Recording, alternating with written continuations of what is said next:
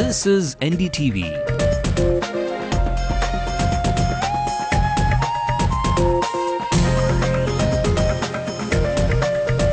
And you're watching NDTV Hindu.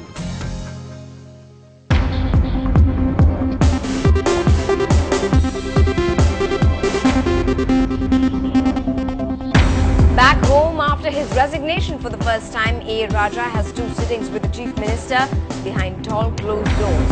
The AIA-DMK meanwhile warms up for the big showing next year, counters allegations with the defence saying the ruling party's end is near.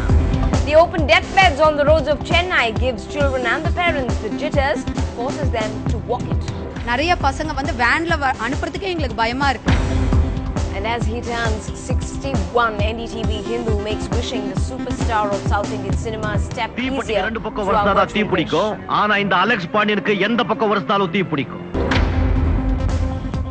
Hello and welcome to the news tonight. I'm Evelyn Nathu. Let's also take a quick scan of our national stories.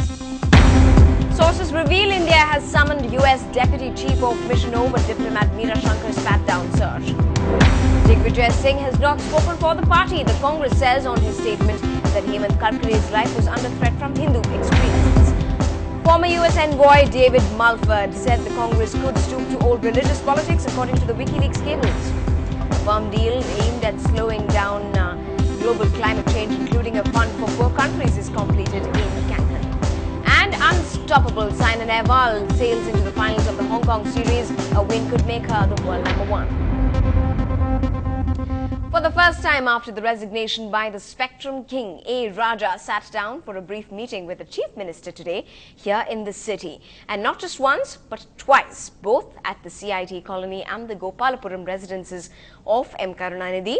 It's been almost a month now since he's put down his resignation papers, but today's conversations behind those closed doors are being seen as quite significant, as the speculations for an ouster for A. Raja from the DMK soon are now rife. Earlier in the day, A. Raja paid a flying visit to his party leader that lasted barely 20 minutes. All this with a heavy security blanket around the area. The former minister was raided only this Wednesday by the CBI officials at his homes in Delhi and here in Tamil Nadu. And the man has been saying ever since that he would cooperate to prove his innocence.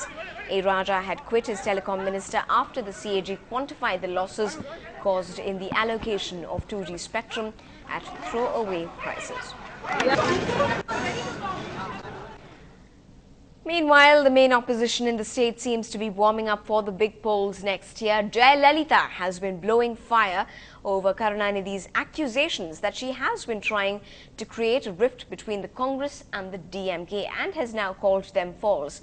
Amma is now saying that she was only referring to the Chief Minister's speech where he said that one individual could not be held responsible for the 1.76 lakh crore rupees scam, and that the same was reiterated by Karunanidhi himself in the DMK's organ Murasoli earlier this month. Jayalalitha has also made a reference to the DMK chief's greed for power, quoting his anti-Hindi struggle and saying that he hoped to annihilate the Lankam Tamils. But with Karunanidhi's accusations this time around against his arch-rival, looks like the Chief Minister may be insecure about losing his alliance. Now, we are just a few months away from the Tamil Nadu Assembly elections, and the political parties of the state are making their arithmetic decisions for a potential alliance formula.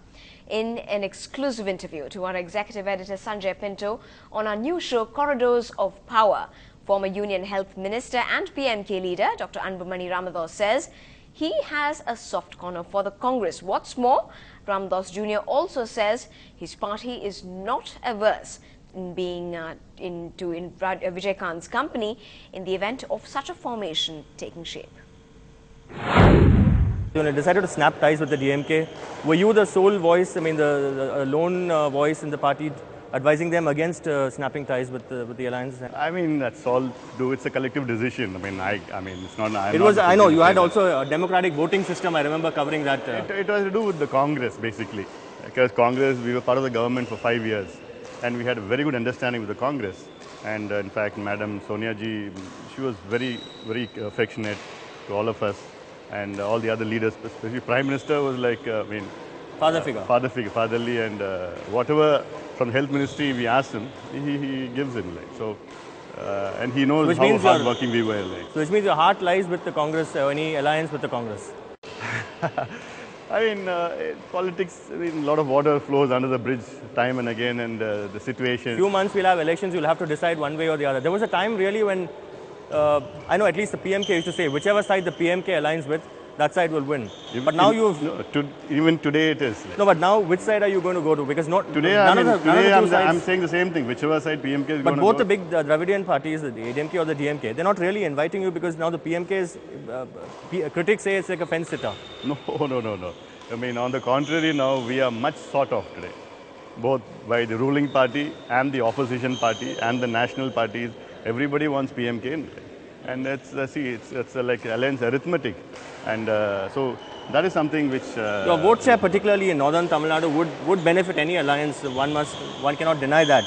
But personally, which side are you in favor of joining? I know a few months ahead. It's not just a question of vote share in northern Tamil Nadu. Our party is based now throughout Tamil Nadu, and like it's just a comparison between Mr. Vijaykanth's party.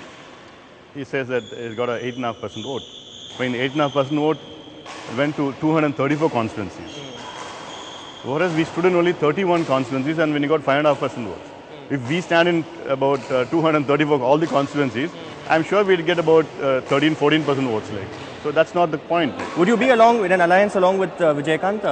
I mean, in politics, anything can happen. So okay, not averse to a tie-up? Absolutely, there's no... Because I know the PMK has been anti the film world. I mean, you all have campaigned against the influence of film stars. And see, unfortunately in Tamil Nadu, the political scene scenario, last 43 years, only personalities from the movie industry have become chief ministers. Why is that? And nowhere else in India you see that. And that's the attitude of the Tamil people here. You know, I mean, they are so taken by the movies, the dialogues, the fights, and today a youngster acts in 2 movies and then the third he says that I'm the next chief minister. I mean, you have to work, you have to have policies, you have to have priorities. Who are you referring to? I mean, I'm just a general talk, like, I mean, anybody. Unlike many other politicians, one thing that the media likes about Anbumani Ramdas is that he's frank. You can ask him any question that you want and he's frank, he speaks his mind, which is why I'm asking you. Absolutely. There was a time when many believed that there was a difference of opinion within the party, that Dr. Anbumani Ramdas wanted to remain with the DMK, but the other leaders wanted to snap ties. Is that true? I mean... No one has ever asked you this openly I before. again say that it was a collective decision. See, we have our views. But personally, you were individual views. We have our views. Your personal view was to remain with Dr. Kalaniar, for whom? No, see, there's a lot of unbu, as you said. That's why I said like that it was issue of not DMK. It was issue of Congress.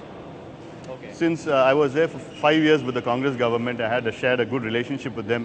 It was the issue of Congress, and then it was the issue of Congress coming back to power, and that is what. And these were discussions, and then finally. And we had a democratic voting in a party, where out of 2,400 executive members, 2,200 voted to go with ADMK.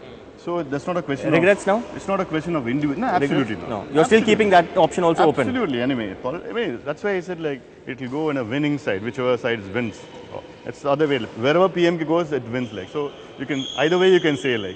So but you have a soft corner for the Congress alliance. Yes, there is a soft corner because those leaders have been have been good to you. I was a nobody, and then Prime Minister and Madam Sonia Gandhi. I mean, they all took me up, and then they nurtured me 5 years and prominence, and they gave me the freedom to do a lot for the country. And you can catch that entire interview tomorrow at 9:30 in the evening on the show Corridors of Power. They are so taken by the movies. There's an issue of not being... Well, up ahead on the bulletin, if his movies have not been proof enough, well, Government now goes a step further in the name of love.